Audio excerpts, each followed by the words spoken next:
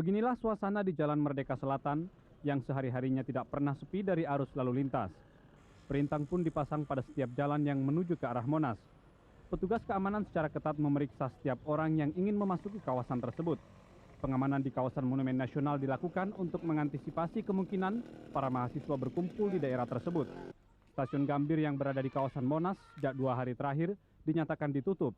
Tak urung seorang ibu beserta anaknya yang berusia 1 bulan terjebak di stasiun Gambir. Suasana sepi juga terlihat di salah satu jalan yang biasanya padat dilalui kendaraan dan juga hilir mudik manusia. Di Jalan Tamrin hanya tampak sejumlah prajurit ABRI yang sedang bersiap-siap. Ada juga yang tertidur lelap karena telah bertugas sejak pukul 2 dini hari tadi. Dan hingga pukul 2 siang tadi tampak hanya kendaraan petinggi ABRI yang melakukan patroli di sekitar Tamrin. Keadaan sepi ini juga terlihat di Jalan Kebon Siri, Jalan Tanah Abang 3, dan juga di Jalan Merdeka Barat. Sementara di Pasar Tanah Abang Jakarta Pusat, walaupun belum banyak transaksi, namun sebagian pedagang telah membuka dagangan mereka. Ya mending sekarang daripada kemarin. Kalau waktu ribut itu saya malah rugi tuh. Rugi ya sedikit sih, nggak banyak, orang namanya dagang kecil-kecilan. Sekarang ya lumayan lah, ya masih ada untung buat makan. Hal yang sama juga terjadi di kawasan Senen Jakarta Pusat, di mana aktivitas sehari-hari warga berjalan normal. Namun karena jalan menuju pusat kota ditutup, sejumlah warga dan pedagang di kawasan Senen berkumpul di pinggir jalan menyaksikan petugas yang berjaga-jaga sejak dini hari tadi. Tim Liputan 6 SCTV melaporkan. Sejak kemarin malam, mahasiswa dari berbagai perguruan tinggi memutuskan untuk tetap bertahan di halaman gedung MPR DPR. Kedatangan puluhan ribu mahasiswa ini dilakukan secara bertahap, dan puncaknya mulai pagi hingga siang tadi. Para mahasiswa ini rata-rata menggunakan kendaraan kampus dan kendaraan umum yang mereka sewa secara bersama. Akomodasi para mahasiswa yang berada di halaman gedung MPR DPR didapat dari para sukarelawan, Suara Ibu Peduli, dan Posko Akur, maupun dari masyarakat yang bersimpati. Sebagian kecil dari mereka juga mendirikan tenda keprihatinan. Di sekitar halaman gedung DPR dan MPR, terdapat posko PMI untuk mengantisipasi kemungkinan mahasiswa ada yang sakit karena berada di alam terbuka dalam waktu yang lama. Demikian laporan tim Liputan 6 SCTV. Suasana di Terminal Pulau Gadung dan Terminal Rawamangun Jakarta yang merupakan terminal antar kota tampak cukup aman dan terkendali, meskipun sebelumnya sempat beredar isu akan adanya aliran massa dari seputar Jakarta ke pusat kota yang diduga bakal mengganggu arus lalu lintas dan akan mengganggu kelancaran kegiatan di beberapa terminal. Sementara itu, aparat tampak berjaga-jaga di dalam maupun di luar terminal.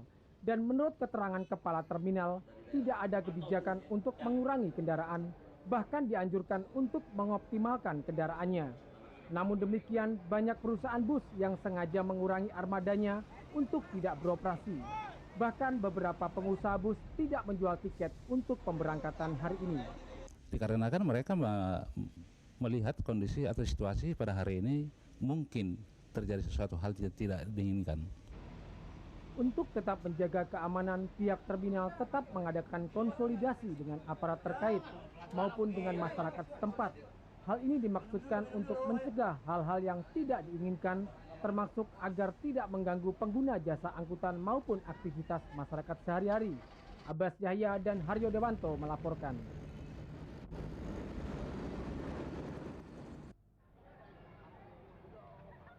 Berdasarkan pemantauan SCTV di beberapa pasar tradisional di Jakarta siang ini, di wilayah Jakarta Barat, Jakarta Pusat, dan Jakarta Selatan, beberapa pedagang masih tetap membuka tokonya. Sementara beberapa pedagang mengakui bahwa ia terpaksa menutup tokonya karena tidak lagi memiliki persediaan bahan makanan pokok untuk dijual.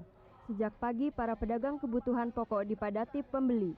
Beberapa pedagang terpaksa menutup tokonya karena persediaannya sudah habis terjual. Bagaimana Pak persediaan beras, minyak di tempat Bapak? Habis, kehabisan. Nggak ada barang lagi. Pasokan juga nggak ada? Nggak ada. Udah stoknya semua dikeluarin, habis. Sampai ini sekarang nggak ada barang lagi. Nggak bisa jual lagi, sebentar lagi nutup. Busum, bagaimana persediaan minyak dan yang lain-lain di tempat Ibu? Minyak tuh kosong ya, laser kosong.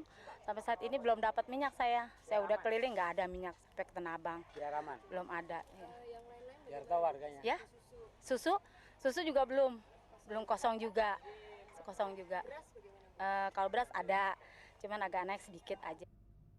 Para pembeli mengeluhkan situasi pasar yang sebagian besar sudah tutup karena mereka kesulitan mendapatkan kebutuhannya. Bagi para pembeli, harga yang naik tidak terlalu menjadi masalah. Yang penting bagi mereka kebutuhan pokok tersedia.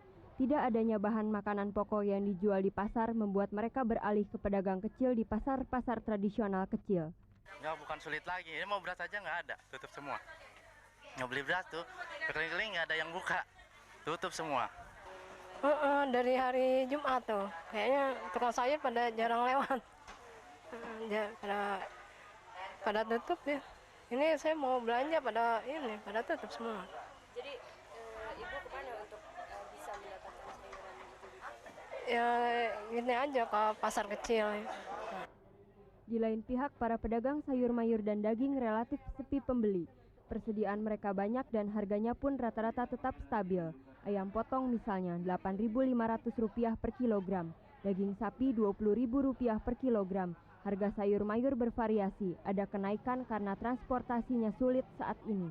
Pembeli hari ini kayaknya agak kurang. Kalau kemarin emang rame, nggak tahu ini ada apa ini. Persediaannya sih banyak. Naiknya ya nggak seberapa banyak, ya cuman 500 perak, ya ada yang 1000 perak. Jadi kan harga biasa begitu ya, soalnya masalah angkutan kan lagi mahal.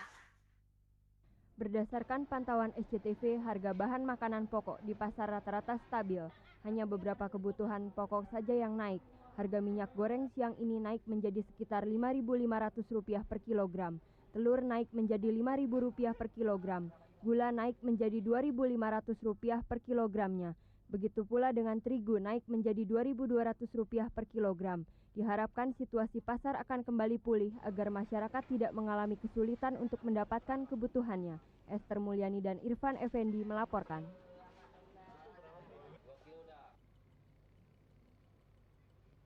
Jalur keberangkatan berbagai jenis kereta yang biasanya dilakukan di Gambir dipindahkan ke stasiun Manggarai. Sedangkan tempat pemberhentian penumpang hanya dilakukan di stasiun Jatinegara, Senen, dan stasiun Kota tanpa berhenti di stasiun Gambir. Pengalihan jalur ini dilakukan karena aparat keamanan menutup seluruh jalan yang berlokasi di sekitar Monas, termasuk kawasan Gambir. Hal ini sudah mulai dilakukan Selasa siang kemarin dan belum dipastikan hingga kapan akan berlangsung. Jadi kalau Gambir sudah memungkinkan untuk dilayani seperti semula, kita akan beritahukan. Pemesanan dan pembelian tiket untuk berbagai jurusan juga dilakukan di stasiun Manggarai. Kendati masih dilakukan secara manual, pelayanan relatif lancar. Justru dengan adanya seperti ini nggak begitu ramai, jadi biasa dan tenang gitu, aman gitu. Meski ada pengalihan stasiun, jadwal kereta api tidak berubah. Perumka juga tidak mengurangi frekuensi perjalanan kereta api, sekalipun jumlah penumpang tidak terlalu ramai. Endah Saptorini dan Andi Patra melaporkan.